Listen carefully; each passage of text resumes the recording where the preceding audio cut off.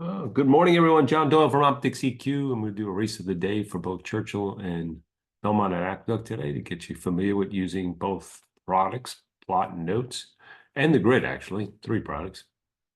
So the first thing we're going to do is, first of all, a reminder, there is a Belmont Stakes special. So if you just go to our homepage, you go up to that banner there, you click it, and you will be able to get, you'll see there it is. You get Optics Focus for all the grade one races, great content, $50 for both Friday and Saturday. And that includes all tracks too, not just Belmont at Saratoga, whatever they're going to call it. So let's go right into today's racing. Going to look at first Belmont at Aqueduct, race 5. I thought this was an interesting race. And even though the favorite looks legitimate, the number 5, Colonel Vargo, you can see kind of plots up there very nicely in quadrant 1 square. So that's really always people who are new to optics. Quadrant 1 is where you're going to find your horses that are going to be forwardly placed. Squares are good because squares mean that horses, relative to the rest of the horses in the field, could outfinish those horses. So getting a Q1 square in quadrant 1 is always a kind of a good thing. You can see, though, there's contention in this race by basically looking at the information up here, up on top. It's a flame, so you know there's contention. You can kind of see it there. There's a bunch of horses in that EP category, horses that like to be up forward, early pressers. And you can see, again, the 6 is going to have some speed and so forth. And the speed rating is a little bit above average. So who knows? Maybe the 5 can get loosened up a little bit. But when you look at him versus the other speed types, he's the best of those. So, I would just kind of look at that. The 4 is kind of interesting, even though he kind of like just sits a little below. He's a little circle. He's a presser. He can sit maybe a little bit off of that first flight, maybe get first run if the 5 does come back a little bit. So early on, I like the 5. Presser-wise, I like the 4. Okay. Well, let's evaluate the closers because I think that's important. I always kind of like when horses come from deep, it doesn't matter, right? They can get over and save ground, but I think I like inside. I prefer inside post, and the 3 is a bigger square, so he's got a better finish than the 8, and he's a much better price. You can look at it here; it's 20-1 versus the 8 at 5-1. Also, look, this horse encountered kickback in his last race. This horse is run races that kind of fit not too far off of some of these horses. You can see the kind of the let me go to the grid to show you what I mean. Let me just clear this out.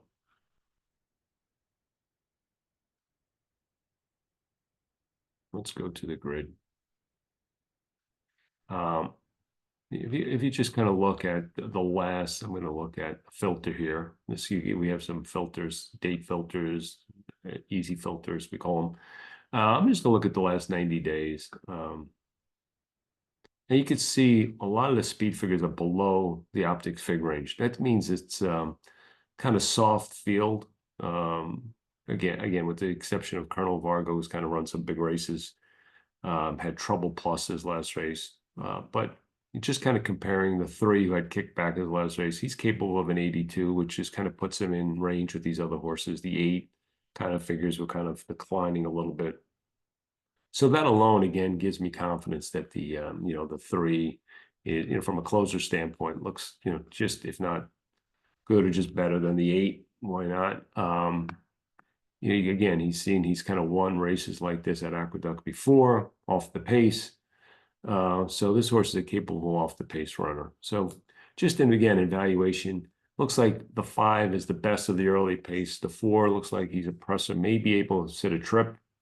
And then the 3, I think, will come running late, maybe get a piece underneath, or, if things really totally collapse, maybe can upset at a huge price, but more likely underneath. So that's how my assessment of race 5. I'm going to go over the Churchill race 4. And, this race really is paceless. You can see that the contention is a snowflake, okay? Speed rating is very low, 15. What does this tell me? You can see even here in the surface distance plot, really quadrant 1 runners are all the way to kind of center. They're really not even quadrant 1. So to me, I'm looking for a horse that can pay attention and get to the lead and maybe wire this field. Okay. Maybe you can get to the lead, have the field bunch up behind them, and then re-break in the stretch. And I just think the 5, when you look at his surface distance plot, fits that category. Now, when you go to the form, and I'll show you, he's been really kind of running as a deep closer, but I think he does he does some good running where he can get to the lead too. So I think this horse, he's 12-1 in the morning line. And from a pop perspective, like I said, there's no pace in this race. You can see the run styles. Maybe he can kind of sneak out. The strategy would have him to sneak out, get to the lead, back him up, and then break. Okay, let me just go to his form on the grid, and we could take a look. Okay.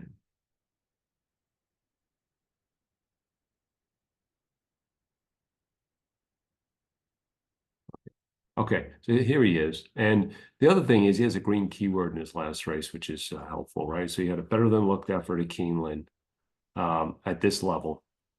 Trouble to start, wide, closed. The barn was real cold at that time. I think they still might be.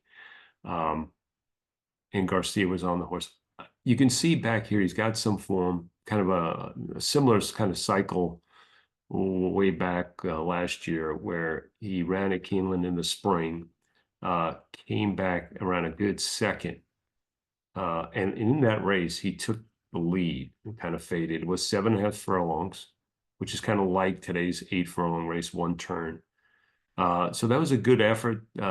That effort, and like and some of us, obviously all was kind of speed fix fit today's Optix fig range was 181 to 87. So in a race, this horse, you can see he's kind of been outclassed in lots of races, grade 3 kind of stakes races, been on different surfaces. I just think this 1 turn on the dirt might be okay for him. And, because here's a 1 turn race on the dirt, 1 turn dirt on the race. He's kind of run his best, kind of races. This is a sloppy track. Take this out. This was a strong race. Maybe he was, again, early on out class, a grade 3 here, So you get the idea. I mean, he's kind of, this was kind of off bad on this race, but another good race, 1 turn, another good race, 1 turn. I think this horse is sneaky in this race. Like I said, I think the strategy, if I were giving direction here, would be go to the lead in a paceless race, try to back him up, and that's it. So that's John Doyle from OptixEQ. Again, check us out on Twitter at OptixEQ, and also a website, optixeq.com. Again, look for that Belmont special. It's really content rich, and that's it for us today. Thank you for listening.